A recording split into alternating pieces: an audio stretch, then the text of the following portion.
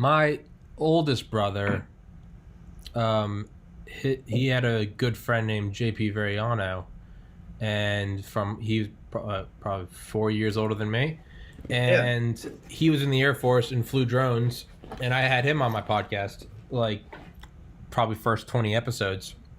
Hadn't talked to him in forever. I asked him if he had any friends or knew anyone, and he put me in touch with another one of his Air Force friends, Nick Phelps. I had Nick on. We had a good podcast. He put me in touch with Dan Libby. Dan and I did a couple episodes, and I kept bugging him about aliens.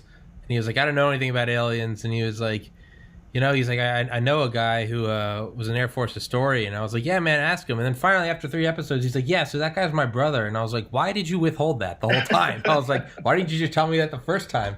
And actually, now that I think of it, it's been a long chain of events that's led me here, but I'm finally here and I'm going for the answer. So awesome. Why don't you introduce yourself? Because I never give adequate introductions, so. No problem. My name's David Libby. I was a Holloman Air Force Base, Air Force historian, late 1995 into about late 1998. So about a three and a half year time period in there. It was definitely during the Clinton administration was the big part of that. Being the historian, I actually cross-trained out of one job in the Air Force into that job, and I didn't know what I was getting into. I didn't realize just how small of a career field the history office was. It's made up of civilians and military personnel. And eventually, I think over the years, I've been out for quite a few years now, but they probably went more to civilian operators than they did military necessarily. Yeah, so what all does that consist of, being a base historian? Is it smaller stuff like keeping minutes, or is it just in general like the actual history of the base? I'm completely in the dark. I don't know. Well, I was too. I really was. I'm like, what am I getting myself into? I was originally stationed at Edwards Air Force Base, where, if you're familiar with that, have all kinds of testing programs. And there's a connection to our topic that we're going to be talking about today through Edwards Air Force Base and some other places. People have this misunderstanding that historian is like a glorified secretary, and so you are just taking minutes or whatever. Yeah. But in a nutshell, it's every 6 months you're writing what I call a current history, even though it's 6 months in the past. Okay. So as long as the predecessors have written their histories, then you're only 6 months behind. So you're writing current history every 6 months. So you're publishing 2 documents, be it classified or unclassified documents, depending on where you work. And there may be elements of both in those documents. But every 6 months, you're producing something. And at the time in the 90s, as you may be aware of, internet technology was horrible. It sucked. Yeah. It's still, word processing sucked. We had DOS printers still. It was horrible. And then you had to take an already antiquated system and classify it so that when I did my classified work, I could only use that one system that it's the old dial-up spin-up. Yeah. It was horrible. Yeah. But that's what was secure at a time. It almost seemed like analog compared to nowadays. Yeah. So you write a current history. It's published, and it's published in triplicate. Okay. And so it's maybe 100+ pages per document with about 12 to 15 source documents that support all that evidence. Okay. Now, I'm under the impression that in years past, before it was the Air Force, the Army Air Force, they may not have had the exact same guidelines of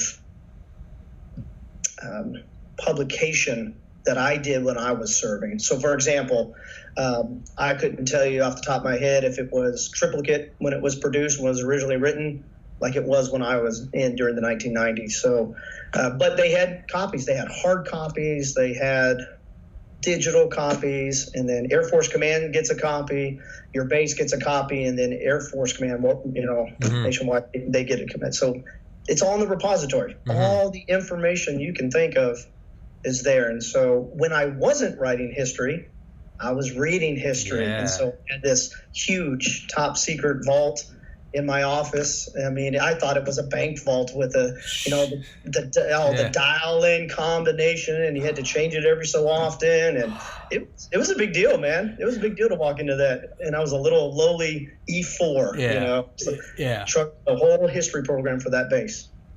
So you produced a every 6 months you produced a classified and an unclassified. So there's the classified history, and then there's the, I guess, public knowledge history or publicly accessible history?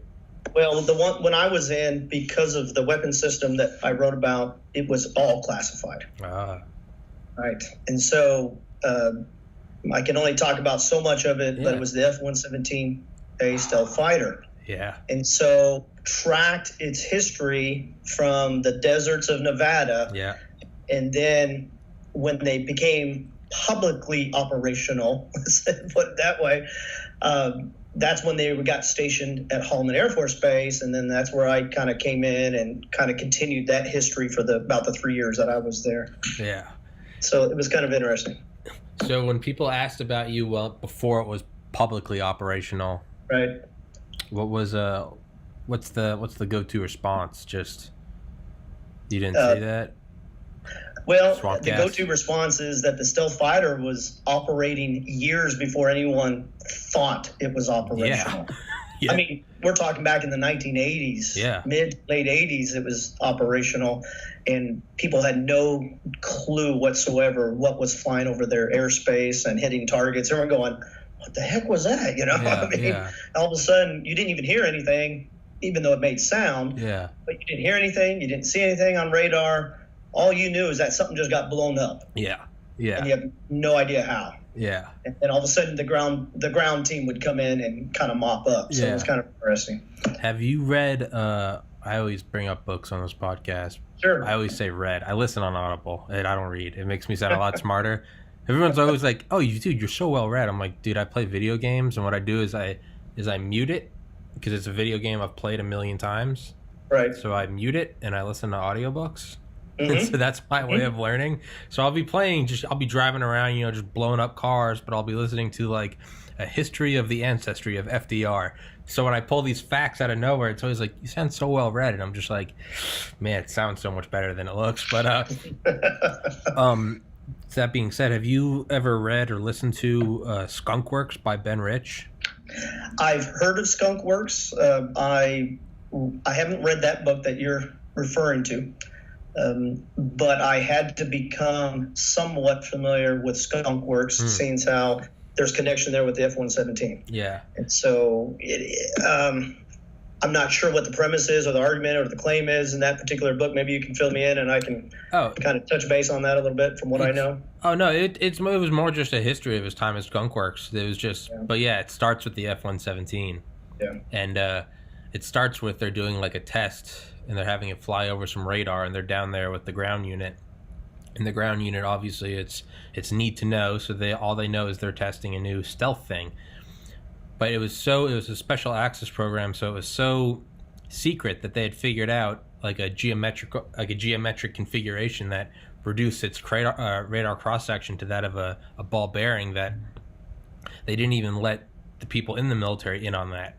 Right. They're like, this is a paradigm shift in military superiority. Right. I mean, he describes it as like, we used to send multiple planes out on multiple sorties to hit one target. Now we send one plane out on one sortie to hit multiple targets. He's like, he was like, it was the biggest shift since really thermonuclear weapons, and in terms of just getting just a leap ahead of everyone else. So he goes, it's coming, and they've got the chase plane. And he goes, because we couldn't tell them how this was going to evade radar, we had to make something up. So he goes, Ben Rich goes, there's a little, there's like a box in the nose cone. You can't see it, but it's a stealth box and it jams radars. And so the thing comes over and they see like the chase plane and they paint the chase plane, and all the radar guys look at it. I'm like, is that it? And then apparently everyone gets quiet, and they're like, what is that? And they just see a black triangle go overhead, and nothing pings. And by that time, if they had been enemies, they would have been blown to pieces. That's right. Apparently all the guys were like, man, you got quite the box in there. Like, that's crazy. And like, they were none the wiser. It had nothing to do with that. So it was crazy that there was even secrecy within the military. But yeah, no, there's no claim in it. It's just an awesome history. Yeah. Well, and they had to be secretive. You know, anytime the military creates anything top secret, they divide out the contractors who build these things, even to that way. That way, if they're captured, I guess, by the enemy or something, tortured, they can't tell them everything because they don't know everything. Yeah. And it's done that way for a reason. Yeah. What's interesting, though, is the stealth fighter, and this has been since declassified, is it only carries 2 bombs. Yeah. And so to hit multiple targets is not really realistic unless the military has designed a bomb that is the same size as the payload they can carry. Yeah. That's more like a cluster bomb, with multiple type of work. But it's not really. Usually they're just 2,000-pound laser-guided bombs that they can be bunker busters, or they just take out communications tower like we did in Desert Storm against Saddam Hussein. So it's 2 bombs, and that's it. No machine guns, nothing. Yeah. It cannot fight air to air. Yeah. It's air to ground, and then get the heck out of there, and let's get home before they realize we were there. And that's what I love. I was in just at the end of Desert Storm, and when we sent the stealths over there, everything that you saw on the news, having seen the actual cockpit footage, I had that as well. Literally, what you saw on the news was after our F-117s flew by, bombed, destroyed targets, never missed one, and were already on their way home. And then all of a sudden, the night sky there in Baghdad lit up like the 4th of July, but they were shooting at nothing. There was nothing in the sky because we already hit our targets. We were gone. They never saw us, never lost a plane. And we just did that repeatedly. And they're like, Saddam Hussein, like, what the heck? Shut the front door. What's going on here? Yeah, man. Maybe that's his technicality. If it was 2 bombs, maybe 2 targets is technically multiple targets. But well, when you have a squadron of F-117s flying and they're dropping at multiple targets in the same strike package, no problem, right? You're hitting multiple targets that way. Yeah. So that's pretty interesting. Yeah, maybe that was the wording. Was it'd be like, let's say we had target A. And so, we would send out, normally you'd send out, multiple sorties, either one plane or multiple planes, and you would do a couple of runs. Correct. And maybe even a couple days apart. Eventually you'd get it. And it'd be like, okay, we got it. But he was like, now we are sending out these sorties instead of just like, all right, maybe today, what is today? Monday? Yeah. They're like, okay, let's say today's Monday. Like, let's, by Friday, if we fly a sortie every day, maybe we'll hit target A by Friday. Right. And it changed to, all right, today's Monday. Let's send these guys up and we'll have targets A, B, C, and D by sundown. We'll be through Z by Friday. So that was the paradigm shift. Yeah, man. Yeah, that's another thing is compartmentalizing. That's one thing they said. That's what Ben Rich said about the U-2 pilots. Was like it wasn't even that. They were very well trained and to resist torture and not mentally break. But he's like, the best insurance against not having them break is have them as in the dark as their captors are. Be like, I get captured, and they're like, Tommy, like, where is the B-2 stationed? I'm like, I don't know, man. Like, you can chop my hands off. You can start breaking bones. I don't know the answer. So it's That's right. Yeah. So on like classified stuff. So I actually called Northrop Grumman a couple weeks ago. Wow. I was just like, I wrote an email to General Mattis's secretary, retired General Mattis, asked if he'd do my podcast. And she responded. I actually got a response. He said, General Mattis laughed, but he said he's flattered, but he's far too busy. I'm like, what? But after I got a response, I was like, oh man, I didn't even get like I got rejected, but I got a response. I was like, so that gave me some like courage to start calling other people. So I went on their website and I found a number and I called Northrop Grumman. And I kind of surfed around until I thought I found the right person. And I was like, hey, my name's Tommy. This is my podcast, blah, blah, blah, blah, blah. I was like, can I have someone on to talk about the B-21 Raider? No. I was, okay, not at all. Why would you even talk about that on this line? And I was like, oh my God. I was like, because there is stuff on YouTube. Like, the existence isn't denied. Like, we know it's being built. I was like, right. I'm sorry. So eventually we got to the point where she was like, what department do you work in? And I was like, I'm 29. I have a biology degree. And she was like, apparently I had somehow gotten a number, like an intra-company number. Wow. And she thought I was an employee calling, asking if I could go on a podcast and talk about it. And she was like, employees are not supposed to talk about it, even on the lines. And I was like, oh no, I'm just like an idiot. I don't know you. She was like, oh, I'm so sorry. And she was like, yeah, that's a big no-no. And I was like, okay. So I gave her like my email and phone number, and she was like, we'll get back to you. They never got back to me. But yeah, so yeah. You're lucky you didn't have black suited men come knocking on your door. Well, I know. I talked to Dan, and Dan goes, oh, they absolutely thought you were probing.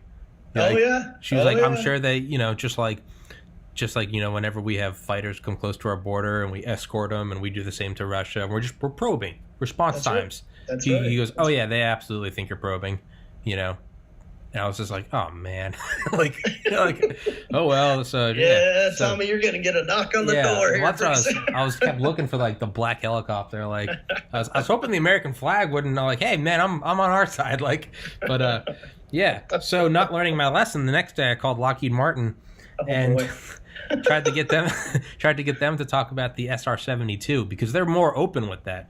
They announced in November 2013. They literally announced the successor to the SR-72 is being constructed.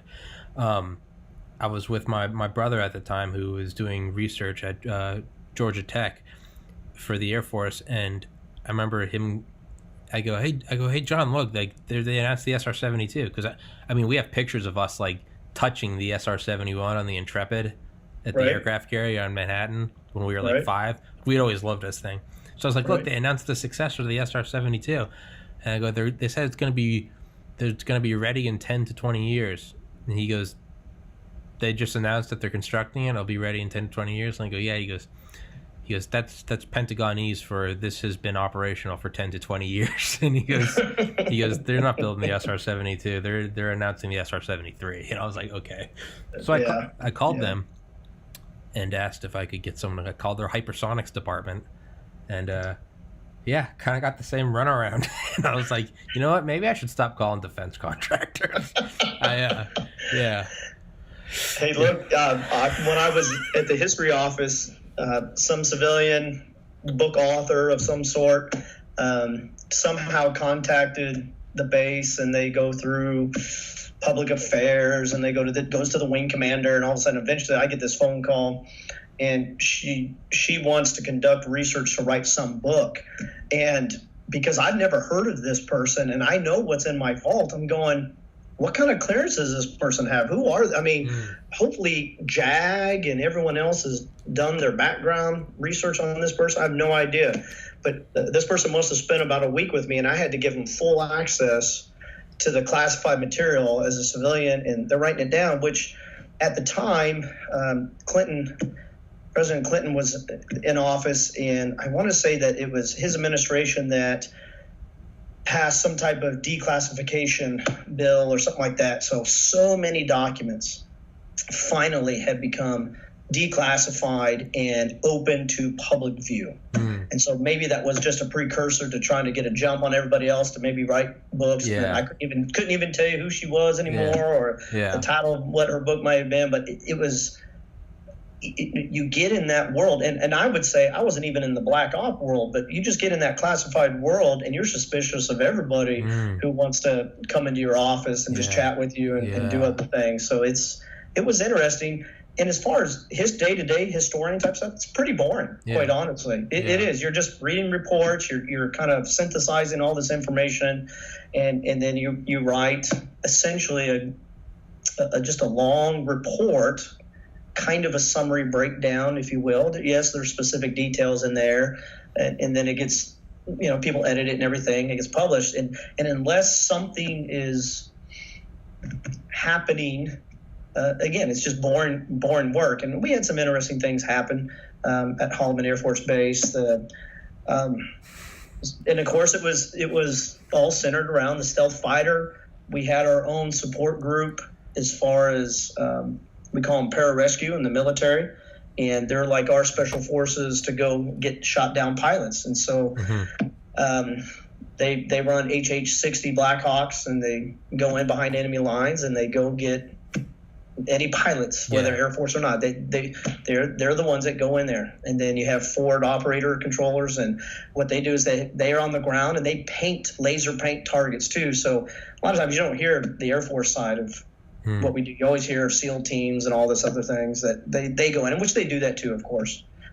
But Air Force had to have its own special operations units to be able to do those types of things. Yeah. So it was interesting talking to those guys and interviewing them, and just some of the operations that they went on that you'll never hear of. And then it's interesting. It really interesting. But if I could say I had free time, I knew, since I was the point of contact for the history office, that any type of history question would eventually get routed to my office. And so it didn't matter if it was a public affairs newspaper article and they just wanted some background history, people doing research, writing books, whatever, documentaries, those types of things. But I started reading as much as I could about the history of the base because people were going to look at me as some type of expert. Yeah. And I had to know what I could tell them and what I couldn't tell them.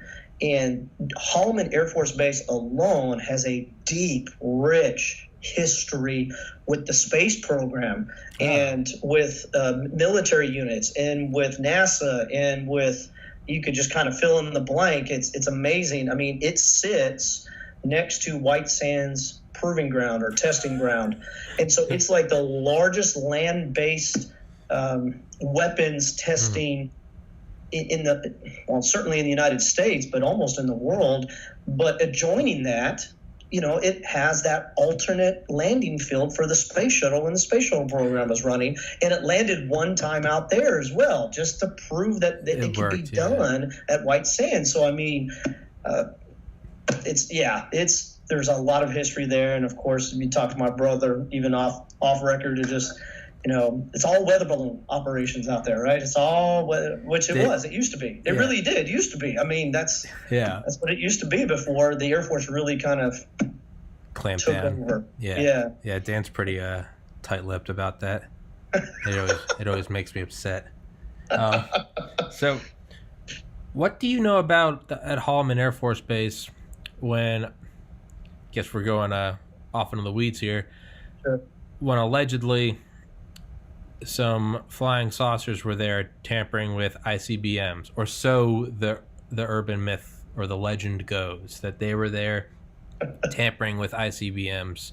And what do you think that is? Again, hypothetically, and you're not speaking for the disclaimer, you don't represent the U.S. government, you're representing your own views, and this is Tommy's podcast. This isn't, we don't represent China. This isn't a probing podcast. All that being said, American flag. All that being said, That's right. What do you know about the weather balloons that interacted with the ICBM silos, allegedly?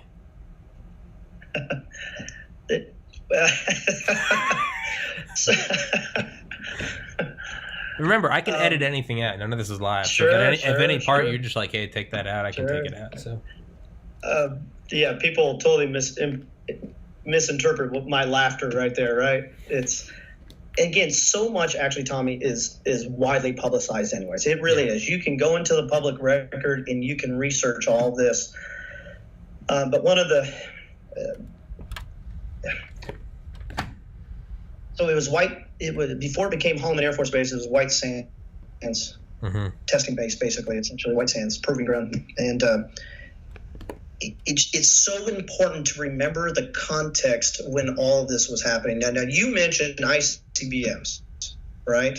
And so ICBMs, again, depending on the time frame that we need to talk about, if you're talking about World War II, late 1940s into the 50s, right, Korean War, eventually late 60s, 70s, Vietnam, but certainly late 40s, 50s, even in the 60s, we're not talking about ICBMs. I mean, ICBMs were not developed yet. They did not exist, yeah. Right. So we can't talk about ICBMs in a time context where they never happened, right? It just So all we had was these huge, expensive B-29 Super Force. David, expensive to refuel, right? Sorry, you just broke Still up. there? You just broke up for a second. You there? Yeah. So you're talking about the B-29s. Yeah. Sorry, it froze up right there. So B-29s. Right. They were the only weapons platform, if you want to call them that could transfer from point A to point B, like deliver a payload of a nuclear bomb.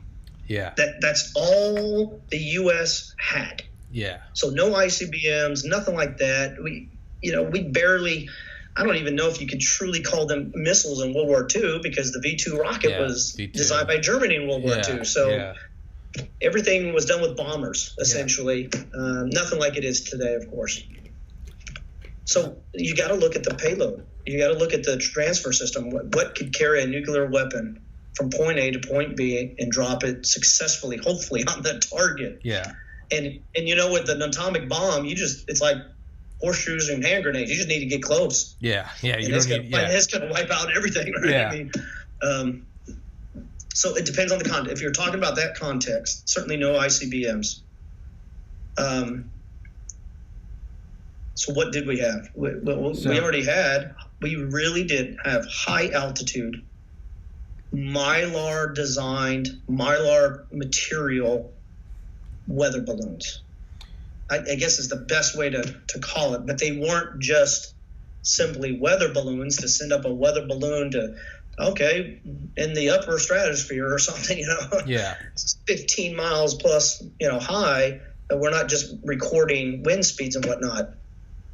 These things literally underneath these Mylar balloons, which Mylar is a material that's almost translucent. I mean, you can almost see through it. And if you put it on the background of an open sky, you're probably not going to see the balloon itself. It's not like a colorful hot air balloon. Not even close. Yeah. Not even close. But they had to have some way of tracking these hot air balloons up in the sky. So either they were tethered to a really long line, miles of cable, so they could bring them back down. But also underneath them, they carried a payload. Well, what was the payload?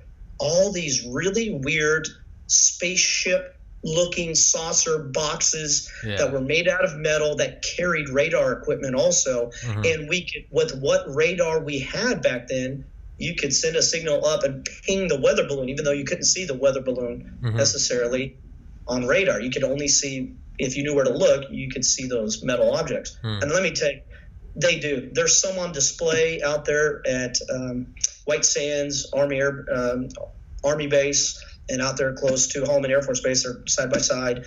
You can see I swear they're spaceships. I swear they look exactly like the 1950 science fiction saucer spaceships, little green men. Yes, some of them do, and some of them look like cigars, cigar shaped. I mean, you're going.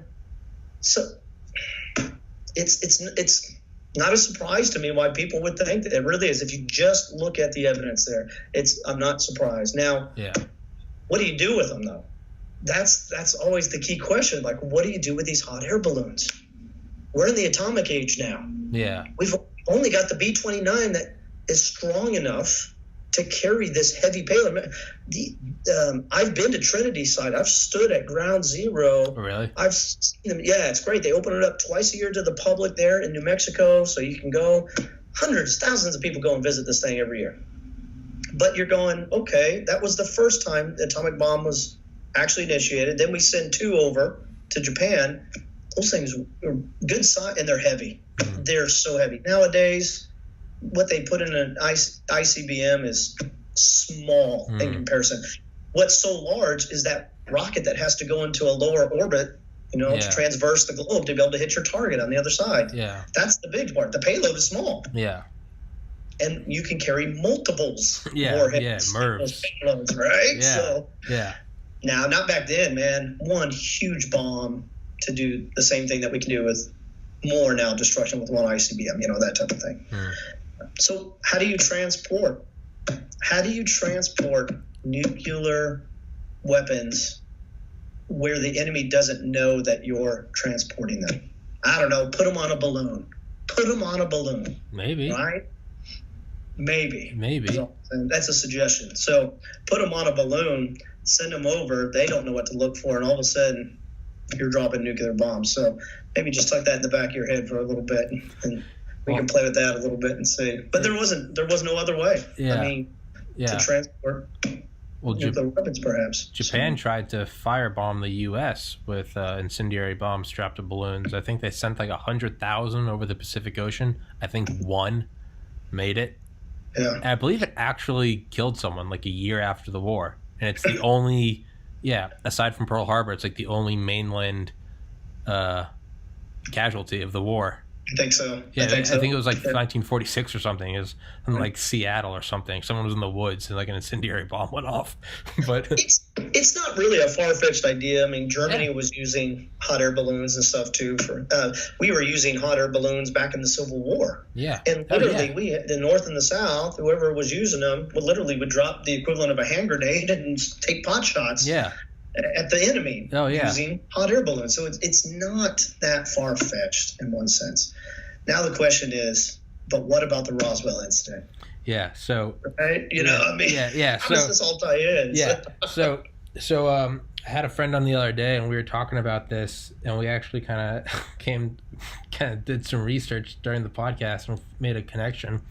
So we were talking about, like, what if, let's say fireworks are illegal, right? And let's say I'm here at my house, say it's just me and some friends, and we get a huge bottle rocket, whatever, Roman candle, whatever, a bunch of, kids are doing.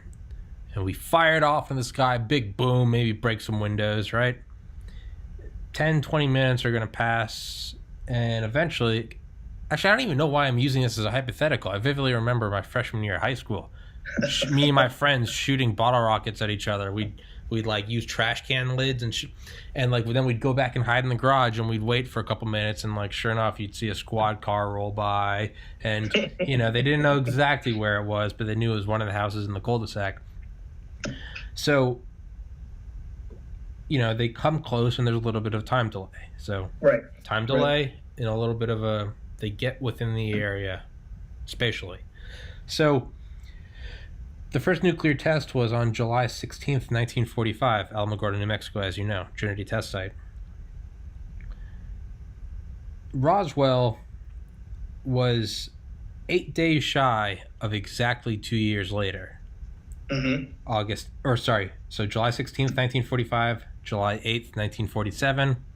Correct. So time delay, right? Correct. Distance between Alamogordo and Roswell. 117.2 miles of the 24,000 mile across Earth. Correct. 2 years, almost to the day, 117 miles, and the place where we set off the very first nuke, not Hiroshima, not Nagasaki, but the very first one, the metaphorical Roman candle. Right. And not only that, but as you said, where the 509th was stationed, the only atomic bomb wing, not just in the United States. At that time, it was the U.S. Army Air Forces. This is before the Air Force. Correct. So it was not only the only one in the United States, it was the only one in the world. The only atomic Air Force wing was also right there. So it's almost 2 years later to the day, only 117 miles apart. It's where the first nuke was, and it's where the nuclear wing is. It is kind of weird that, again, this is all allegedly, but it is kind of weird that that's where a flying saucer would visit, isn't it? It is. It's the squad car. It's the squad car rolling by, and it's like, hey, humans have been killing each other for eternity, whatever. y'all just unleashed the nuclear bomb. Like, okay, this is civilizations make this jump. It's like puberty for a civilization.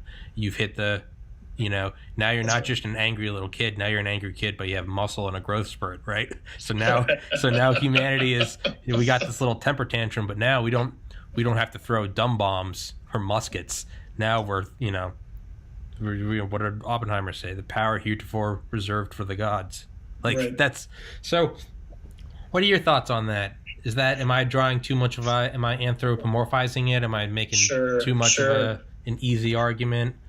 But and I'm a big science fiction Star Trek fan. So yeah, I love stuff too. And so the big thing is when the Federation makes first contact with a new species, new planet, according to their guidelines, they're only able to make first contact once a civilization achieves warp speed. Okay. Like the ability to travel faster than the speed of light, that type of thing. Otherwise, they're supposed to be hands off. Yeah. And so that's kind of the same theory, which I'm not surprised because I know that science fiction has influenced more this story than this story has influenced science fiction. More has been written about it, just kind of a historical background, if you will, and then more has been written about it that it has nothing to do whatsoever with that particular incident in the military. It's quite interesting. I appreciate your analogy there of nuclear. They're one Flare step gun. forward. Yeah. Whoop, whoop. Yeah. And it's almost like, hey, if the kids are in the front yard and they want to smack each other and play tackle football or use slingshots and hit each other, occasionally they break a window, but like, hey, whatever, hands off. They're in their yard, let the kids beat each other up, whatever. But now you're shooting off bottle rockets beyond the yard, beyond the earth, and okay, well, now you're endangering other homes, other species. And it's like, okay, now, and it was only a couple years later that we did shoot one into space. Starfish Prime, we shot a 1.4 megaton into low Earth orbit, and we're like, let's see what it does. And we didn't even know about EMP effects then. That's how we learned. We're like, hey, we just knocked out all the power in like Honolulu. I was like, okay, noted. But that's we were planning on nuking the moon to show to, I guess, one up the Soviets. So it's like, again, it's kind of like, hey, if you guys want to beat each other up in your own yard, that's fine. But now you're shooting bottle rockets at the neighbors. And it's like, now humanity is like, hey, we got a bomb. What's the first thing we did? First, we wiped out our enemies. And what's the next thing we did? Throw it into space. Like, that's right. Now the cops come and they're like, okay, we're not, like you said, hands off. We're not here to interact with you. We're not here to inhibit or accelerate your growth as a species into, let's just say a planetary or a member of the planet or galactic community, right? Right. It's you guys. You can do whatever you want there. We're not going to stop you. We didn't stop you from nuking Hiroshima in Japan. Like, we're not going to stop you. We're not going to stop you from doing atmospheric tests, ocean tests, ground tests, and underground tests. But now you're starting to come into space. You can't do that. So that's I don't know, that's kind of my theory. And again, it's all crazy, but when you get to this level of stuff, you kind of have to suspend normal, we're talking about crazy things, but like, it kind of makes sense. That's the quantum leap. You get hydrogen, now we have hydrogen bombs. The cops show up and they're like, okay, here are the ground rules. So when you get a car, your parents are like, yeah, you can drive around. Here's the curfew. Like, right? So, yeah. Well, I tell you what, try to connect this too a little bit for you. Yeah. It was early summer 1997. I get a phone call in my office. I have no idea who this cat is. No clue. He calls and he's letting me know that it's going to be the 50th anniversary of the alleged Roswell incident, which would be July 1997. That would have been the 50-year anniversary there. And he's produced this book. He already produced another book. It was published by the headquarters for United States Air Force. And so he's filling this in on me. He sends me a copy and stuff, and I've got it. It's called the Roswell Report, Case Closed. And I've read through it. And really, I think I had heard growing up at some point this idea of the Roswell, probably because I watched Star Trek, quite honestly. And so after I get done with talking to this guy on the phone, I go, now, wait a minute. All of the histories that were written from that time period, the whole time period that Army Airfield was out there in Roswell, were transferred over to my office long before I even got there and took over the history position. And they're in my vault. And so, again, I've completed my work or whatever, and I've got some time. So I go into my vault, make sure all the other doors are locked. I block out the blinds, turn off the lights. I don't want anybody looking. And I'm going through, and I go, oh, there's that history. Oh, there's that history. So I'm pulling volumes off the shelf, and I'm just reading through it. I'm like, you've got to be kidding me. Now, again, it's been years since I've done this, okay? So I don't remember everything. But I'm reading through, and I start to see some blackout stuff, like someone had gone through there and edited it, so to speak, and this, that, and the other. But it just so happens I have that copy, but there was the original copy as well. And so I was able to kind of compare and contrast these two things. And so I'm just skimming through, reading. I'm like, oh, that's kind of interesting. Oh, that's kind of interesting. Now, this captain that called me, and because all these things had been declassified, mind you, they for a couple years at least or so, they researched all this material. So what I had was, again, duplicated somewhere else, and so they had access to this as well. And so I'm reading about the nurse, the doctors, the so-called whatever, but the thing that doesn't line up at all is the dates are different. Now, my two copies are the same. What I mean is it does not correspond with July 1947. Really? These incidents that people have put together that somehow surround the Roswell incident or take place at least 10 years afterwards. Okay. And so you've got all these different incidents that people have just lumped together with the Roswell incident. It makes a much better story, quite honestly. Yeah. And if you're from, a U.S. military government side point of view, you're going, you know what? I know there are people paid right now in our government to come up with titles and ideas for what are we going to call this top secret project that we're doing. Well, heck, the people out in Roswell, New Mexico, they're calling it space invaders, space aliens and all this other stuff.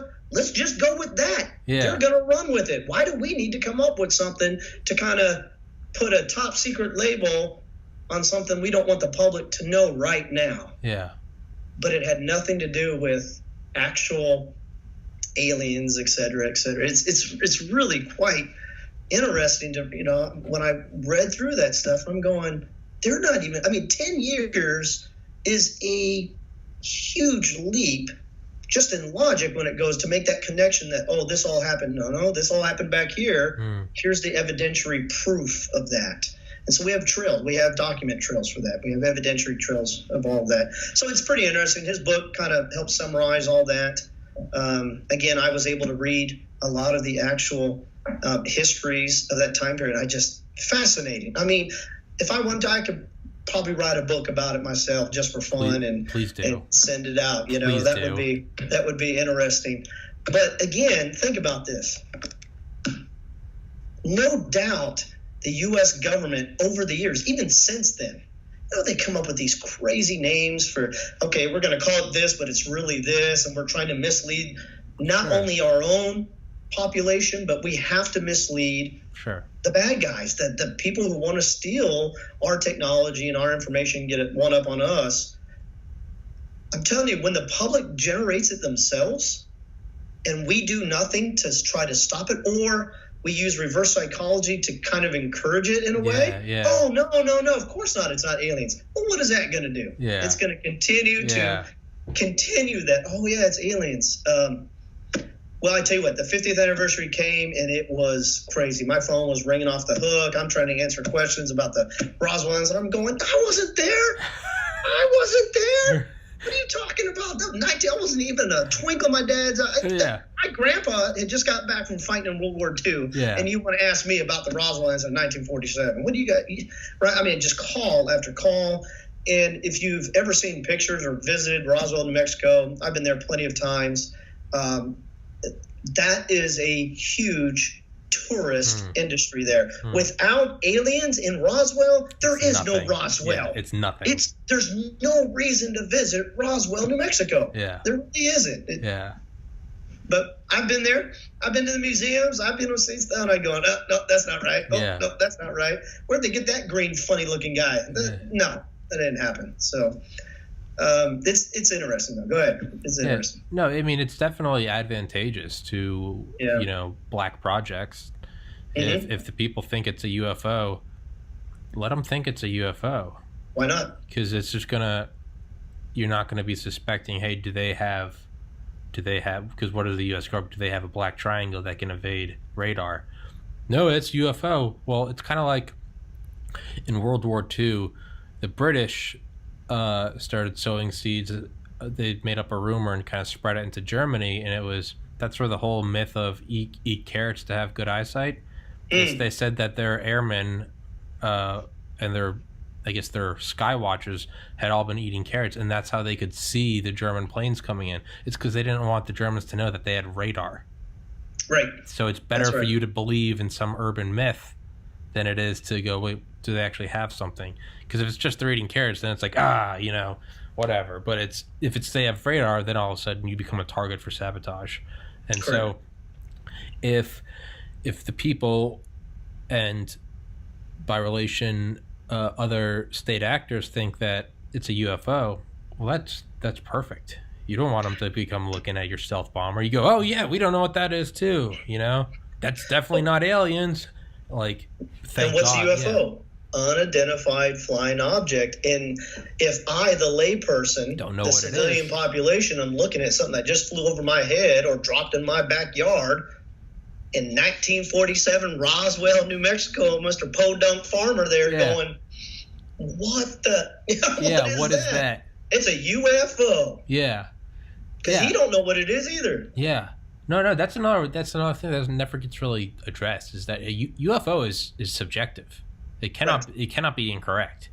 Right. It is. If I don't know what plane that was, that's a UFO to me. Right. Yeah. So something an idea I always talk about is like, so think about Operation Paperclip, right? We brought over tons and tons of Nazi scientists. The most notable Werner von Braun, but we also brought over chemists. I can never forget the famous Otto Ambros. We brought over Walter Dornberger. We brought over all these guys, and we had them out in bases in Texas and Nevada, and we kind of quarantined them to their own little places because we're like, these are Nazi war criminals. Like, we're not letting them out into society. Correct. And we'd bug all of their little places where they lived, so we'd listen to them, make sure they weren't sabotaging. But we needed them because it wasn't just enough to have the V2s. We had to know how they worked. And obviously, Werner von Braun eventually headed up NASA, got us to the moon. So, I mean, all in all, it was a great success. And everyone that has a moral problem with it, it's like the idea of, if we have them, we know the Russians don't have them. That's the only guarantee. So, but one thing I think about is, like, imagine it's 1947, right? Or just, let's say whatever, let's say 1950. No, let's go, it's right after World War II. So let's say 46, 47. Not even UFO part. Imagine we just got finished beating the Nazis, right? Sure. How many Americans just died over there? World War II, the world was at war, including civilians, 85 million dead on the upper high end of estimates, and it ended with atomic warfare, all right? Right, correct. All right, so that just happened. And it's 1946, 47, so human flight has only existed for 45 years. So let's take that into account. Right, 1902? Not talking about hot air balloons, but just... Sure. That's fair. Yeah. So let's say, like heavier than air flight. All right. Sure. So that's two things. Just finished beating the Nazis. Most of the guys that have come back, the baby boomers aren't even being born yet, right? Flight's only been around for 45 years, right? Okay. Right. Lastly, they're in secret bases. A lot of them it's completely classified, and this is back when who would ever question Uncle Sam, right? It's a different, I just remember, even now passed away, but even talking to my grandparents, it was just a general, like, you don't question Uncle Sam, right? Well, and patriotism was very high back then too. Just, after coming back from the war, sure, absolutely. Yeah. So you get to start painting this picture. Now, what if you went up to just any old, maybe some guy comes back from, he's back working on whatever. He works in Detroit. He's working on cars, whatever. You're a farmer, good, red-blooded American, just came back from, beating the Nazis and the Japanese. And what if I, from the future, could just, come back or not even, let's say I just was out at a base in Nevada or Texas, I believe it was Fort Bliss. Let's say I come back and say, you're never going to believe it. I saw Nazis talking with American generals, with Curtis LeMay, with a young guy named Kennedy. Nazi guys out there. Where were they? They're at a secret base. No. Uncle Sam's not telling you about this one. It's a secret base. What are they doing? They're building rockets. Well, why are they doing that? Because they're going to go to the moon. Mm-hmm. You've only been flying for 45. No, but they want to go to the moon. You're going to put me in a straitjacket, right? Right. You're telling me we're going to the moon and Uncle Sam's lying to us about a secret base and they have Nazis of all people? But that's exactly what happened. Right. That's right. It is stranger than fiction. It's like that's exactly. So the way I always look at it is like, if that happened, and if you would put yourself in that time period, it's like the strangest thing you could ever imagine. It's like that's actually what happened. I then look at just current day, and I think whatever's like the strangest thing I could imagine. Who's to say that there's not going to be a podcast in 2100 where, like, imagine it's 2020, That's right. You're doing a podcast and you're talking about, you guys are going, aliens couldn't possibly exist. Like, little did they know. So that's what I think of as, like, what is the insanely just ridiculous far out there, like, ooh, but it's like in 100 years, it's like people are just like shaking their heads like they had no idea. Like, so I try to look at aliens or UFOs. I try to look at it just, as rationally as you can. I try to look at it as like, what would be the actual incentive to keeping it quiet? Well, you don't need to go on the whole, the public can't handle it. No, there's a very real incentive. It's technology. Just like we keep stealth quiet, that from 17, just like the Manhattan Project. I mean, 150,000 people worked on it. Only 1,000 of them. So that's another thing is people. It's like it's not that 150,000 people worked on it and didn't know what they were working on. 150,000 people worked on it, and they didn't know they were working on it. They didn't even know that they were being compartmentalized. Correct. It's one thing to know you're compartmentalized. It's another thing that they didn't even like. Energy production in Tennessee. It was like, what? They had no idea that they were helping build a fission bomb. It was just 1944. We're just doing whatever. But like, and that's the other thing too is I don't know what will. I mean, I wish I could have a time machine that would go forward. Yeah. I mean, that's just as fictional as anything else. Sure. But what will they say? Yeah. Years from now, 100 years from now, 1,000 years from now, whatever. I often wonder about why do we want to believe in aliens from some other part of the galaxy, whether known or unknown, or I don't know, why are we so caught up in this? What caused that? I mean, I'm not going to find an answer to it. I know that already. But we are fascinated by that. And I'm not talking about all the coups that just recently, what was it? Just a few months ago, they were out there. Area 51 raid. Oh my gosh. Yeah, that was stupid. What they don't realize is that those MPs and contractors would have shot them dead if they crossed that line. It's like all those people. Guys are idiots, man. All those people that were like, you see the memes where it's like the U.S. government wouldn't kill 10,000 of us. Oh, yeah? But here's the other thing. Where they were at, it's miles before they would even actually come to a structure that might house something of importance. Yeah. Miles. Yeah. They literally have no clue what they're It's set up the way it's set up so that you can't just run it. It's in the middle of the Nevada test range so that there's, even if you break the even if you get past the perimeter, you still got 150 miles on foot through the desert. Like, it's designed that way for a reason. It's, you know, with the stealth project, they were flying men and women out of the Las Vegas airport on airplane. And this is all documentary. Oh yeah, stuff, the Janet Airlines. The airlines though, all the windows were sealed, blocked out, so they couldn't see even out the windows while they were flying.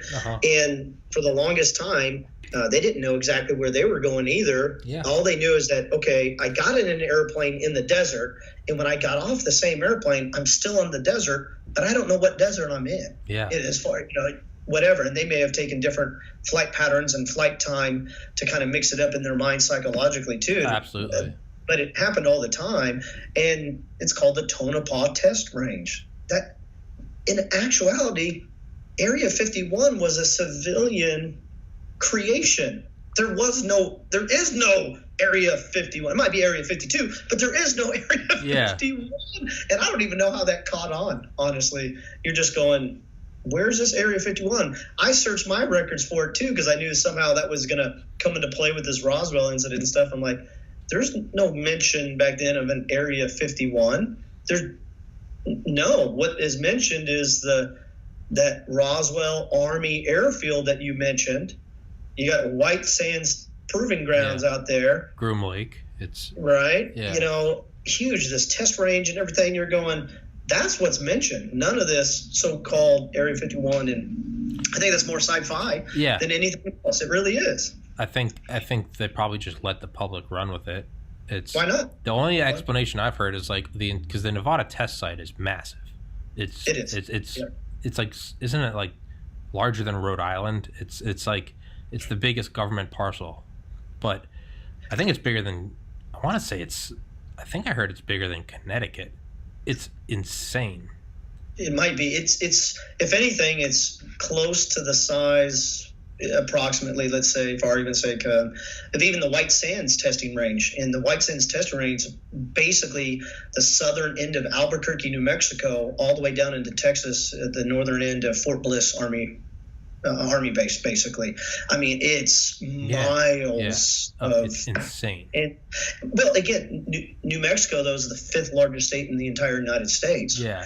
Nevada is pretty large too, being out there. Who wants to go out in the middle of that desert? But I mean, they've got the wide space. It's government controlled for the most part, and it's secluded. I mean, it's perfect. Yeah, perfect for these things. Well, it's absolutely There's no conspiracy beyond that. Yeah. It's just like, it's a huge parcel of land. It's not valuable land. It's not like, hey, we could be putting valuable commerce and industry there. It's like it's in the middle of there's mountains everywhere. It's so that blocks vision. There's, again, desert. If you're a foreign saboteur, like, good luck surviving in Death Valley. Like, That's right. Not even security, just good luck. Right? That's right. If you do survive, you're gonna get bit by a snake. So the only explanation I ever saw was that when they started to take over this huge plot of land, it was literally just, there was nothing woo about it. It was just, they literally just mapped it out as a grid. Sure. And it just so happens that Groom Lake is in grid 51. Right. Said it was that's all it is. It could just as easily said it's arbitrary. It could just as easily be known as Area 30. Like, it is. One of the times when I was in the history office, and this is after the 50th, or around the same time as the 50th anniversary of the Roswell incident, I got a phone call, and these two older gentlemen came in the office. So they face to face came in the office. Again, we shut the door. Men in Black. Not Men in Black. I was surprised. They were older gentlemen, and I got a chance to interview them one-on-one, basically, as we were in there. So the three of us just sat down, real casual environment there, and I'm not going to tell you the name because I can't remember the name of the one guy, but this was the guy that the government put in charge of the Blue Book reports. Dr. J. Allen Hynek? Go ahead. Dr. J. Allen Hynek? That sounds very familiar, right? That's his name. Well, so he was in charge of the Blue Book investigations.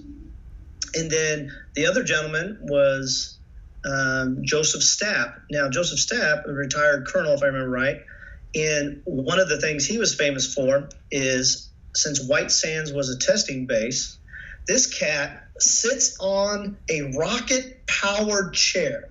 And the chair was like a wooden, I don't know if it was a wooden chair or metal chair, right? He straps himself to this thing. It's a long train track looking device.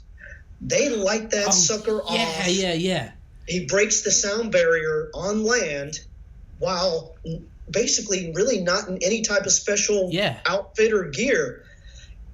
When it stops at the other end of this track, it's a water break. So again, Mach 1, boom, flies down this track. He breaks the record, okay? He hits the water break. He was so jacked up after that, his eyeball was basically hanging out of his eye, broken bones, bruised all up, face all swollen. I mean, this guy, I don't know how he lived. And as an older guy, you could kind of tell this cat had been through the ringer. Someone ran over him with the bus, backed up, ran over, backed up, ran over. I mean, but he was still kicking at that time. Yeah. Well, they want to have a conversation about the Roswell incident. I'm like, what? What? Because they were there, connected or close to that time frame. And the guy that was investigating all this Blue Book incidents, basically what he did is when people from all over New Mexico would call some government number, call the base, whatever it was, hey, I think I see lights out here. I think there's aliens. I think there's this or whatever. He was the one that would go out to the actual locations and investigate it to the best of their ability and record their findings. Mm-hmm. And in not one incident did he tell me there was little green men from Mars that came down and landed. Here's what he did see. And again, this is well documented. Yes, there were plenty it's what's strange to me, though, this is the strange part, is these incidents of launching these balloons up and literally having one or two of these atomically correct dummies, if you will, to the best specification of technology we had at the time, launch these suckers up in the air, throw them out of the balloon, and watch them hit the ground. Yeah, I know. Yeah, I know they did that. Yeah. What are you possibly trying to test? Do you think a human being is going to go splat when you send them that far up and they hit the ground? Well, yeah, they're testing parachutes, as far as, all right, how strong the material, all the, and then, of course, inside these dummies, they have all kinds of recording devices, scientific recording devices, whatever it was, pressure, heart rate, you name it, all this other stuff. To the best that they could, try to simulate as closely to a human body, what would it experience if the parachute failed or if it's this type of parachute. And so these things are flying all over New Mexico. They're not, I don't know why, they don't seem to be restricted to just the White Sands testing ground. And so farmer over here, civilian over here, what?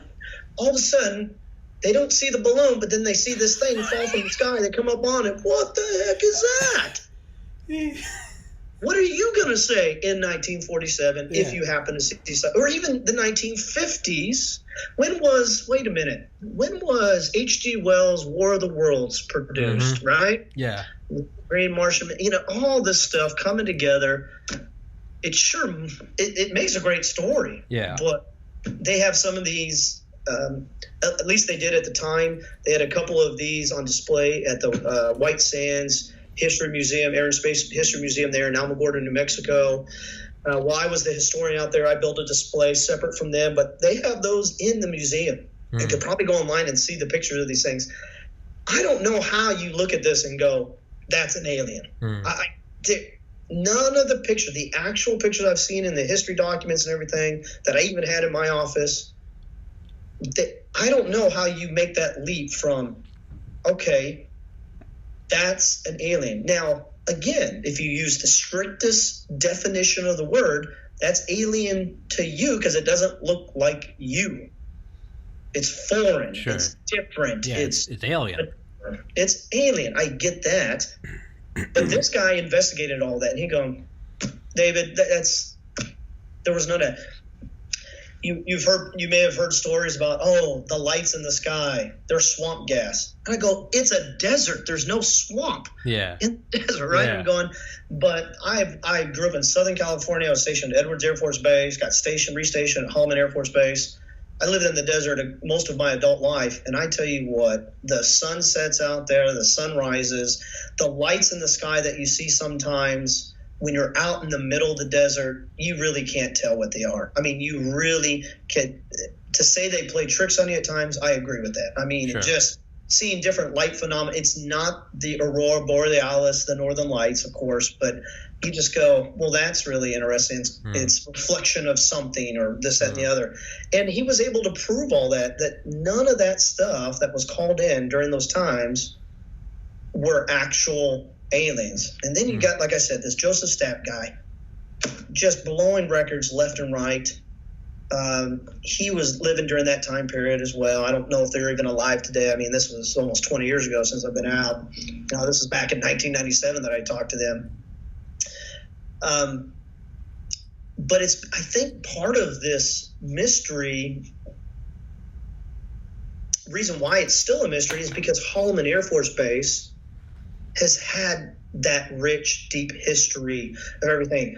Enoch the Chimp was trained out there, and he was the one that was launched into outer space before the first human, astronaut was.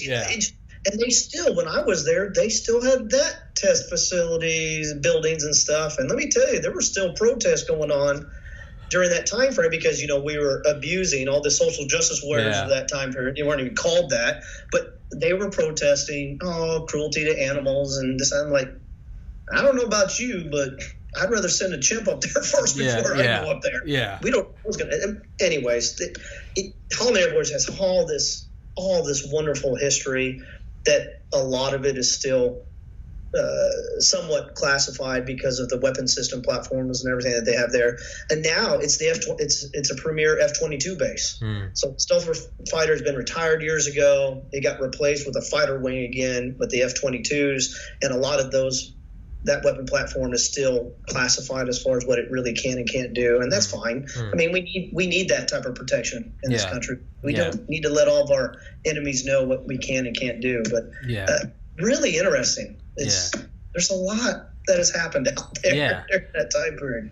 What do you think that they are testing out there now? So let's not even let's bring it, no pun intended, bring it back down to earth. And because you're right. I mean, dude, the flying saucers, the aliens, they're so fun. That's what it is. They're fun. They're fantastic. They are awesome. Like they are. It's almost like I heard a quote that was like, we want to believe in UFOs because it's almost sort of like a patriarchal longing. You want there to be some other civilization that's got it figured out, right? You want there to be someone that's got their, we cured aging, we have hyperdimensional travel. So it's almost like a sort of longing for like someone to show you the way. Sure. But it's also, it's an escape from the mundane, It is. There's nothing, having heating and air conditioning and modern antibiotics and internet, like it's all great and stuff, but used to it. But man, some aliens, like it's the great unknown. But so to pull it back down, I think they're still testing weather balloons out there. No, I know they are actually. From time to time they're still testing weather balloon. Technology has gotten better over the years, but right when I was getting out, the stealth fighter had not been retired yet, and they were using a lot of the new drone systems at that time, and the drone systems at that time probably were, the ancestors of what we have now, but they were basically just the intelligence gathering type of drones, as opposed to, hey, let's strap that Roman candle bottle rocket on the wings and use it as a weapon platform also, which that's what we have today too, apparently. So they started getting into all that. I know it's probably blossomed since the time I've been there. But I think too, one of the missions of Holloman Air Force Base at the time was not just having it was the Air Force's mission as well, having air superiority, having the best technology and equipment to be able to carry out the defense of this country and our allies. But we would train other countries there as well. I mean, for the longest time, they had the German Air Force there at Holloman Air Force Base. Really? And so the Germans would come over, and you had this large German population which was really great for the economy there. It had some really good restaurants, and if you like German food, give me the bratwurst. Let me tell you, that does it for me. But we were training joint missions and stuff like that with the German Air Force. There was other countries, one in particular that we were training that was not widely publicized at all, but we were helping them train their fighter pilots so that they could defend their country against another aggressor that they were trying to break away from, if you will, or something like that. So they're an ally. Again, just an ally, but it wasn't widely publicized. The air system that they were flying and training in was one that I had flown in when I was at Edwards Air Force Base. It's not what I did full time, but I got a chance to ride in the same type of weapon system out there as one of those incentive flight type deals. Mm-hmm. But I tell you what,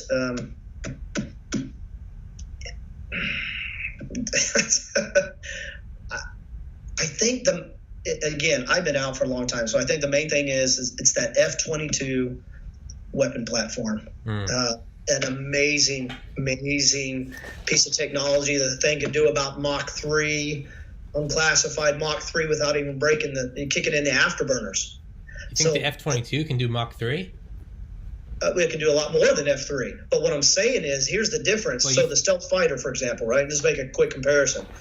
Stealth fighter, it was not built or designed and could not, without maybe gravity, break the sound. It couldn't go Mach 1. Yeah. As soon as you break the sound barrier, that creates a distortion wave that now with technology, that could be picked up on radar. Yeah. And so you can track these distortion waves with the right equipment. Yeah. And so if you have a weapons platform that has stealth-like capability, but can essentially go about Mach 3 without even kicking in the afterburners, which suggests it can go a lot faster than Mach 3. So even though it's breaking sound barriers and stuff, it still has stealth-like capability. So it's limited, but what I'm saying, it's an amazing platform. I just think about that for a second. You got the advances from the U-2, the SR-71. Yeah, you got the stealth fighter and the B-2 stealth bomber, but then you make a huge leap in technology from those weapon platforms to the F-22, the F-23 Joint Strike Fighters. It's a huge leap in technology. Okay. Now, what do I mean by that? I mean, stealth capability, obviously we've had it for 20, 30 years in a sense, right? Mm-hmm. But to be able to go that fast and not create like a heat signature radar before even kicking in afterburners to go so much faster, we couldn't achieve that with the stealth technology we had back then. Now we can. So it's not 100%, mind you, but it's pretty close. So you're saying that the F-22 can go that fast? I thought the F-22 could only go like Mach 1. F-22 can go about plus Mach 3. Let's put it that way. If it needs to, it can. The F-22 can go Mach 3. If it needs to, it can. I've never heard that. Really? You take an F-15 weapons platform. The F-15 engines, those General Dynamic engines, can accelerate while going vertical, straight up. Now, you enhance that technology with that weapon system, it's easy to be able to go Mach 3. It really is. That's not a barrier that we cannot break nowadays. Yeah. But how long can you sustain it, right? Sure. I mean, you can't do Mach 3 in a combat situation. Sure. The G-forces that would be pulled in an actual dogfight, it would kill a human being. So, but I want to run and get away. I'm kicking it. If I kick in the afterburners, I'm going even faster. So it'd be interesting. Yeah. See, stealth fighters can't do that. It's not a fight. It's not a real fight. It's really a small bomber. Yeah. That's all it was, without afterburners. Yeah. Ben Rich said the reason they called it the F-117 instead of the B-117, they said it was purely pilots' egos. Pilots were like, I'm not a bomber, I'm a fighter pilot. So they're like, fine, we'll call it the F. Like, but they're like, for all intents and purposes, they're like, it's the B-117. It is. But apparently all these hotshot fighters were like, I'm not going to fly this. I'm not going to go into this program. And they needed these top guns. And they're like, we got to lure these guys in here, but they've all got, egos. Yeah. So they're like, hey, you know what? It's the F-117. And then they're all like, all right, yeah, I'll do it. And I was like, oh, whatever. I was back in, we were living in Las Cruces, New Mexico before moving here. And this was about up to 3 years ago. So kind of in the mid 2000s to the mid 2015, kind of time frame in there. And I tell you what, I could still hear sonic booms from time to time, knowing that the F-22 was at Holloman Air Force Base. And Las Cruces is about a 45-minute drive to Holloman Air Force Base across the White Sands testing ground. And it sits, if you look at a Google Maps or something, or Google Earth, and it's in a valley, essentially. Where, it's got mountain ranges on each side. And so it's somewhat cushioned from sonic boom activity. But I tell you what, I could hear them every now and then. My wife would go, what? It was that? And I'm like, that was an F-22. That was an F-22. I'm like, from here? I go, from here. I'm telling you. Either that or they just did a flyby of an F-22 over the local, New Mexico State University football game or something. Yeah. Which they wouldn't have broken the sound barrier to do that. Yeah. Not without permission. Yeah. The thing is that we export the F-35. We don't export the F-22. We let our allies have F-35, South Korea, Germany, I think UK. UK does, yep. We don't let anyone touch the F-22. No. It's, and again, I'm not the spokesperson for all this or the repository of knowledge for it, but I understand a little bit maybe, and it's a fraction, I'm sure, of what people actually know, and that's fine. And again, at Holloman Air Force Base, prior to the F-117 being stationed there, it had F-15 fighter squadrons. And so they did a lot of testing with the F-15 at Holloman Air Force Base. And that was probably the time when my father, actually, that was his first base when he was in the Air Force. He was stationed at Holloman Air Force Base. So they had the F-15s there, and they were doing things. They were at the time trying to take an F-15, go vertical, continue to accelerate. I mean, the only other craft that I'm personally aware of that can actually accelerate while going vertical from the Earth was the space shuttle when it was launching. And it would go about Mach 25 when you calculate the actual speed it would take to break the gravity of Earth to get into orbit. Well, so you got this F-15 that's not Mach 25, mind you, but it's accelerating while going vertical. And it's an air intake engine. It's not solid fuel. Yeah. So to me, it's not a big stretch that this F-22 can really do that. But they were taking a missile. Yeah, 1985. F-15, and they were trying to, can I target lock a satellite in orbit and actually shoot it down? They missed a couple times, but I'm pretty sure they hit one for sure. They did in 1985. Yeah. It was the only F-15 they had a special name. It was the F-15 Celestial Eagle, which is such a cool name. But it's because it had that big anti-sat missile on there. Yeah, and they zoom climbed and he fired it off. Yeah, and he nailed it. So, do you think that they? You said the space shuttle could land out at or you said White Sands or Holloman? White Sands. Yeah. Is that where the X-37B lands? Do you know? You tell me about the X-37. X-37B is that little it looks like the space shuttle? I'm not sure. I really don't know. I mean, I don't know. When I was stationed at Holloman Air Force Base, what's the civilian space agent? SpaceX, right? SpaceX. They had I flew over it when I was at Edwards Air Force Base. They have a flight line out there, and maybe they were using that as well. It could, but you have to understand that White Sands, it's not a ready, able landing strip. Okay. Like they don't have foundational buildings and whatnot there, and it's ready 24/7. That's not what that is. They would have to go out there and prepare it. and the space shuttle only landed once there, again, to basically test whether or not the space shuttle could land there. I mean, that's a pretty big test. Yeah. Multi-million-dollar aircraft, right? Just to test, but it tore up the space shuttle so bad.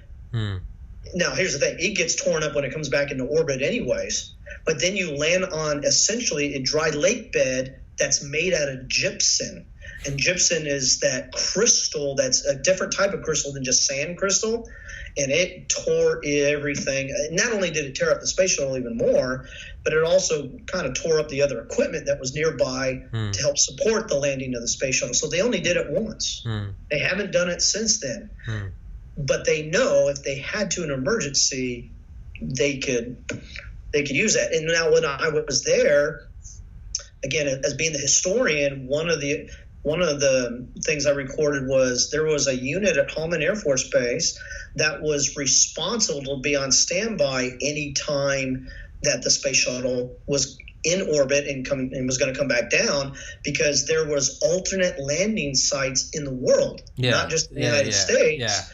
And they could deploy there and within hours of getting there, set up an entire airstrip to support the landing of the space shuttle, which that particular group, absolutely amazing people that work there.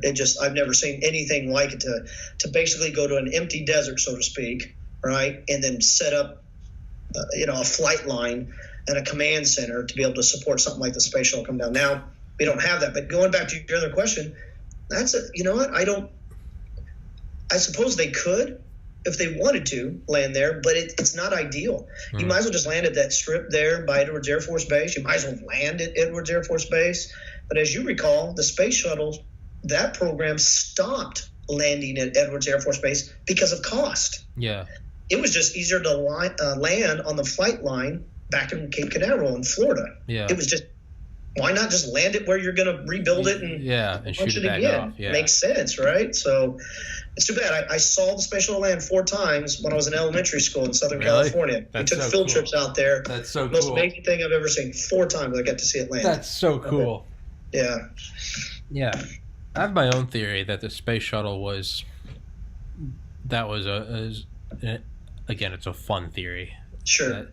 But I always think, like, what better way to send up, like, a military orbital fighter or bomber than to paint it as a civilian space agency and put it in the public eye and be like, oh, here's a shuttle launch, and, like, what better way to disarm everyone? It's like when we wanted to take we had plans to take 747s and put rotary cruise missile launchers on them.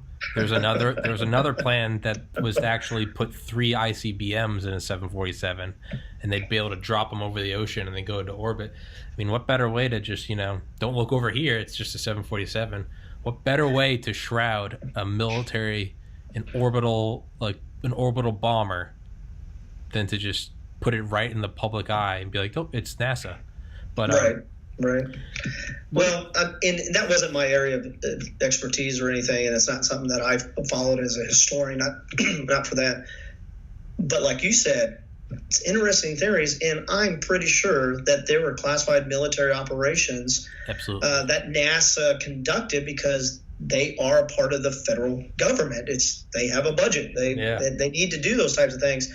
But what's really interesting is more than NASA, the Air Force themselves have launched more rockets and done more in orbit than NASA's history. Yeah, I know. Yeah. And a lot of it happens at Vandenberg Air Force Base, where Daniel was stationed all those years. I mean, they're launching stuff all the time into orbit, and so that's not NASA. Yeah. People don't realize that it's not NASA. Yeah. So I remember as a kid living in Southern California, there were times when we caught wind that, okay, Vandenberg in Central California is going to launch a missile, and it's kind of nighttime. And where we were at in the high desert of Southern California, we could look out about the right time, and you could see a contrail of a missile being launched into orbit from where we were at. I remember that growing up as a kid. It's pretty interesting. That's so cool. So what do you think about, you cool with doing like another 10 minutes? You cool with that? Go sure, to that's fine. 3:45, 2:45 your time. Sure. Sure. So I don't know if so. In 1969, Lockheed Martin was contracted by the government to design, not to build, but to design the largest possible spacecraft using current technology in material science. Current being 1969. And Right. it was kind of a thought experiment, but it was also, you know, what if our aircraft carriers are taken out, and what if we are, because public opinion was shifting. We didn't know if that would go to global opinion shifting about Vietnam, so we want to prepare for a future where our allies, all of like our bases in Germany and Japan and South Korea, like what if one day they just booted us out? Like, how are we going to prepare for that? And what they came up with was the Lockheed Martin CL-1201, and it was a flying aircraft carrier. And I'll send you a link after this. I'll text it to you. It's Sure. awesome. Sure. Had a wingspan of 1,120 feet.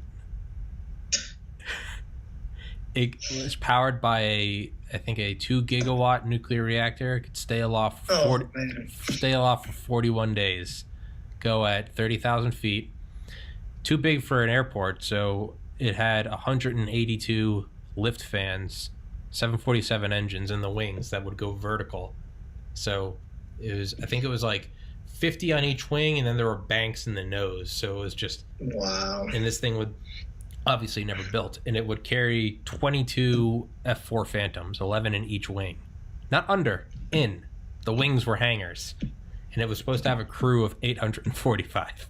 So yeah, it's my favorite thing. It's ridiculous. It's literally like I saw a 747 superimposed over it. Everything good? Yeah.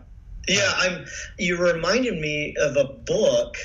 This is even before my time. This is when my dad and my uncles and everything, when they were teenagers. It's called Tom Swift. And so it's like this inventor genius. And the very first book that is written by the author is about his atomic flying ship. Yeah. And so it has these atomic lifters on the bottom of it. It is huge, right? Yeah. And inside, in the fuselage, it can have these mini helicopters, a little single-seater jet plane, and stuff like that. It has experimental labs all through it. Yeah. It's a great kid's story. It really is. And it really gets the imagination going. Yeah. And I'm going, this book is like 1940s, 1950s, something like this, right? Yeah. And I've got the whole first series that was passed down to me. And now my kids are reading that. My boy is reading that right now. Yeah. Yeah. And so I don't know if you were able to pull it up there, but I mean, it's almost like what you're saying. Yeah. And I think I saw a YouTube video on that, something similar just the other day. And I'm going, it's too big. Yeah. But I won't. I want to see what I want to see is the helicarrier from Avengers. Marvel. Yeah. Yeah. Now that makes more sense to me. Yeah. Quite honestly, building something to that scale that can actually, like an aircraft carrier, but lift out of the water and whatnot, and then launch aircraft. That's, to me, sounds even more practical. Sure. But I don't know the physics, and the cost would be so enormous. It would be. That's why the U.S. hasn't done stuff like that yet. That we don't have a budget for things like that. Yeah, no, it's physically possible. It's just right. We don't. Who has the trillions of dollars to do that? No. So I wanted to tie that in with, what's your opinion on the Phoenix Lights in 1997? That the biggest UFO sighting, or even the governor of Arizona at the time, Fife Symington, who is a former Air Force pilot, even he said, I have no idea what it is, because like the official claim was that it was A-10 Warthog shooting flares. Fife Symington was like, as an Air Force fighter, he's like, I can tell you, flares don't stay in perfect formation for like an hour and circle. He was like, flares, he's like, even long-lasting flares. And this thing, they said this thing had a wingspan that someone described it as, it looked like a B-2 bomber. And someone else said, no, you could land our entire fleet of B-2 bombers on the wings of this thing. It's probably the most notorious, behind Roswell, it's probably the biggest UFO sighting ever, because there's actually videos of it. It's 1997 in March, and there was, it was hysteria. there's tens of thousands of people were calling the police. It was, wow. It was a big thing. Yeah. Was this at the Phoenix airport by any chance? It was over Phoenix. It was just over the city. I believe it was in March 1997. I was going to tie that into. I was like, I wonder if they did build the CL-1201. I always think like that's the most realistic explanation, because obviously you want it to be aliens, but it's like realistically, like, you know, they did contract the design. There's actual schematics for the 1201. It's I mean, it looks like something out of Marvel, but yeah. Right. I think it's probably just a giant weather balloon, quite honestly. Weather balloon and extra swamp gas, that Arizona swamp gas. I'm telling you, it's those desert lights. They do things to you. You know, there's psychotropic plants out there in the desert that people eat, I guess. Some ayahuasca, some peyote, getting a little wild. Yeah, possibly. Yeah. I don't have a real comment on that. It'd be interesting. I'm curious to see that. I'll send you some stuff. Yeah, and I don't personally believe in aliens anyways. Yeah. I just don't. I know the universe is so infinitely large compared to our pea brains and everything and our understanding, and it would be nice to have visitors, so to speak. I don't personally believe that. I think one day humans will get out there. Yeah. I mean, I'll never see it. I don't know that my great grandkids will ever see it at this point. We can't go back to the moon, for crying out loud. Yeah. Let alone Mars that we were supposed to go to. I mean, we send these little tiny robots. I'm like, come on. Yeah. Don't we not have the technology? If the U.S. military has built something like what you're suggesting, why can't we go to Mars? Right? Why can't we go back to the moon and actually establish a working moon base? Back to the nuclear theory. Yeah. That a lot of the theories floating around in the 80s and even the early 90s was build a moon base and use that as a launching point into the rest of our solar system, at least, because you're not fighting the Earth's gravity and everything. But we can't even get along down here. What makes us think we're going to get along up there? We can't figure that out. Yeah. So I'll never see it, and my grandma used to say, "You never regret what you don't have." And so it's hard for me to say I'll regret not seeing that, but I'll never see it, so I'm not going to bother with it. Yeah. But it makes good stories. I mean, it really does. I'd have to investigate that Phoenix one, honestly. If we've got something that big in our, I don't know, arsenal or in our toolbox, so to speak, there's only a couple places probably on the planet truly you could keep it hidden from radar. Nevada. That's right. Right in the middle of the mountains. Or Antarctica. Yeah. Or that. All right. Well, I said I'll let you go, so I'll let you go. But hey, we definitely need to do another one, and because you're interested in starting a podcast, correct? I am. I sure am. We're doing these survival things. I've got a rich background. My wife and I are both educated, and we're constantly reading, kind of like what you are. I've just recently discovered Audible, and I've recently discovered that you can put the speed up to 5 or something. It sounds like chipmunks talking, but you're done with it. So but I mean, we're pretty well educated. We've been putting into a lot of practice. We feel fortunate with this coronavirus thing that, man, we got a chance to get about a 9-acre hobby farm out in rural Tennessee. And right now, I think as of yesterday or this morning, one case has finally been reported in our county. Yeah. So we're far removed from the big cities and whatnot. Fine. It'll get here as it has, and it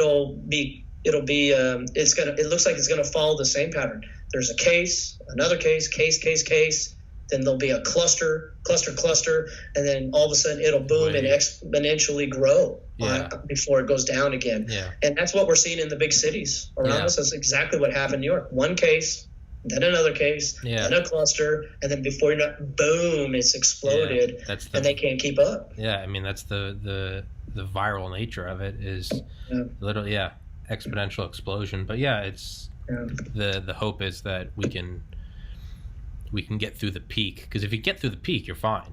you'll still have the problem, but it's a lot easier. Right. It's hump day, basically. You got to get over hump right. day. Right. I just don't want it. Oh my goodness. From what I'm hearing, I don't even want it just to say I had it and I survived it and now have an immunity to. Nah, I don't want this mess. Yeah. I'll take the flu. Yeah. Before I take this mess. So. Yeah, I think one of my friends has it. He sent me a picture of his temperature. Oh, man. Like 104 temperature. His dad's a doctor, and he's telling him, he's like, just stay home. It's like take an ice bath. But yeah, he said it is sick as a dog. So yeah, I'm doing my part and just doing a little exercise out in the neighborhood. I walk a mile in the mornings, get my brain going. But I've been spending all day in here, just been doing a podcast every day. I'm like, hey, I keep telling everyone, I'm like, coronavirus has been amazing for me because everybody's free to do a podcast. Everybody's like, I got time. So I'm a high school English teacher, and so we're not supposed to go back to work potentially April 24th now. Yeah. It could be the rest of the school year. So I'm doing online stuff with my students, but otherwise, I want to do podcasts. Yeah, because I think at the end of this, Tommy, people that are doing podcasts are the only ones that are going to be employed. Yeah, I know. That's why I'm looking at it like, dude, people that would. I have a guy coming on Friday who, tomorrow I'm having on a rocket scientist. On Wednesday I'm having on Dale Comstock, who's been on before, a former Delta Force. Nice. Because he can't get. Nice. He lives in Bali, but he can't get back because he was here visiting his daughter when all the quarantines kicked in. So he's like, I got nothing else to do. So he's coming on. He's like, I got nothing to do. So we're just podcasting. Friday, nice. I'm having on a nuclear fusion professor from Oxford. Some dude who's normally just wrote a book, busy and booked. He is someone that's hired to be a speaker. Right. But he's got nothing doing. So he told me, he's like, hey, do you want to guest? And I was like, absolutely. So yeah, coronavirus is doing wonders for me. But it's not to belittle the actual. Sure. The deaths and hardships, but just making light of it. But we'll do this again. Let's absolutely. I'll send you my schedule, and yeah, man, come on again. And I appreciate it. Yeah, dude, thank you so much for doing it, and stay safe. And let me know if the Men in Black come knocking on your door. All right. Likewise. Take care, buddy. All right, man. Peace.